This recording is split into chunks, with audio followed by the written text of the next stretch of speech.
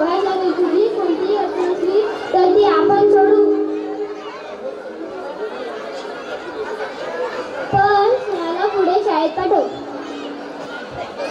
सखाराम, तुम्हाला माहित आहे का, तुमची मुलगी खूप हुशार आहे. तिनं शिष्यवृत्तीची परीक्षा दिली आहे. तिला पुढे शिकवा, स्वावलंबी बनवा. अरे सकाळ तुझी अरे सकाळ तुम्ही पोरगी एवढंच म्हणजे बघली. तिने धारणा शे ना पाचशे येतं ना. अरे आम्ही शाळा आठवून अर्धा तासना अंतराचे म्हणणार लेख संगे जायचेच तुला. सखाराम, माहीत आहे का तुम्हाला आपल्या जिल्ह्याची अधिकारी कोण आहे? एक महिलाच आहे ना. तालुक्याच्या पोलीस स्टेशनवर इन्स्पेक्टर म्हणून कोण आहे? एक महिलाच आहे.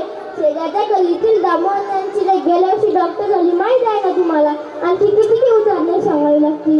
किती डॉक्टर, वकील, इंजिनियर ह्या साऱ्या महिला आहेत. या साऱ्यांच्या पालकांनी तुमच्यासारखे विचार केला असते तर पुरे शिक्षण नको, दिनरात कष्ट करसू, रक्तन पाणी करसू, पण मना अंधेरला शिकाडसू.